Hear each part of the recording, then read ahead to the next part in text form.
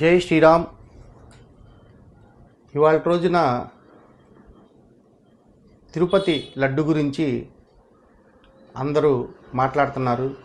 ఇది ఒక hot topic అని చెప్పి మాట్లాడటం మన హిందువులందరికీ చాలా బాధాకరమైన విషయం. మనం సనాతన బోర్డు తేవాలి అని చెప్పి ఎన్నో సంవత్సరాలుగా మనం ప్రభుత్వాన్ని డిమాండ్ చేస్తూ ఉన్నాము. ఇంతవరకు అది కార్యాచరణలోకి రాలేదు. అదే గనక మన సనాతన బోర్డు ఏర్పాటు అయినట్టయితే చాలా ప్రాబ్లమ్స్ సాల్వ్ అయ్యాయి. ఇవాళ రోజున ప్రతి చిన్న విషయానికి కూడా దైవత్వాన్ని బయటికి తీసుకొచ్చి మనం దాని గురించి ఎక్కువగా మాట్లాడుతున్నాం.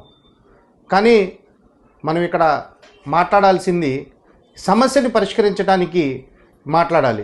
ఏ రాజకీయ పార్టీ ఉండేయండి, ఎవరన్నా ఉండేయండి, మనకు సంబంధం లేదు. మన బోర్డు, మన దేవాలయాలు మన చేతుల్లో ఉంటే ఇలాంటి పరిస్థితులు రావు.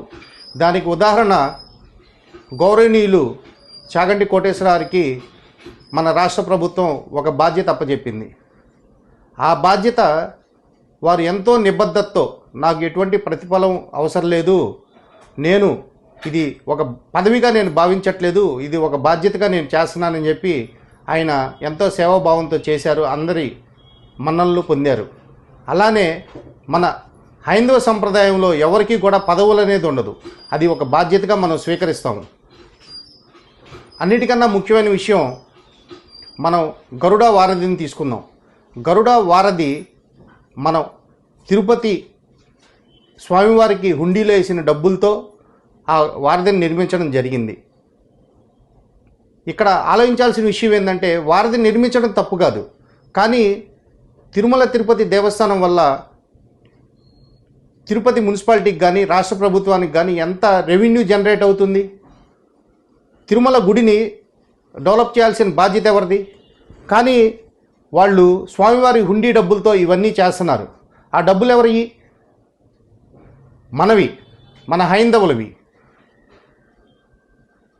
మనం ఇప్పటికైనా మేల్కొని మనం అందరం ఒక నిబద్ధతతో గనక లేకపోతే చాలా ముందు తరాల వాళ్ళు విచారించాల్సిన పరిస్థితి వస్తుంది. Shri Venkateswara institute of medical sciences ఎవరి డబ్బులతో నడుస్తుంది? పద్మావతి యూనివర్సిటీ ఎవరి డబ్బులతో నడుస్తుంది? ఇవన్నీ కూడా స్వామివారి హుండీ డబ్బులతోనే నడుస్తున్నాయి. అందరికీ వైద్యం చేస్తున్నారు, అందరికీ చదువు అందిస్తున్నారు. కానీ వాటితో పాటుగా దేవుడు ఎంత అవసరమో అంతకంటే ఎక్కువగా భక్తుల్ని కూడా చూసుకోవాలి. మనం 300 రూపాయల టికెట్లు ఏర్పాటు చేసి దేవుడికి దర్శనం ఏర్పాటు చేస్తున్నాం. ఏ ఈఓ గారు రానియండి, నేను ఈ దేవాలయానికి ఇంత రెవెన్యూ తీసుకొచ్చాను, ఇంత ఆదాయం పెంచాను. మాకు కావాల్సింది రెవెన్యూ తీసుకురావడం, ఆదాయం పెంచడం కాదు.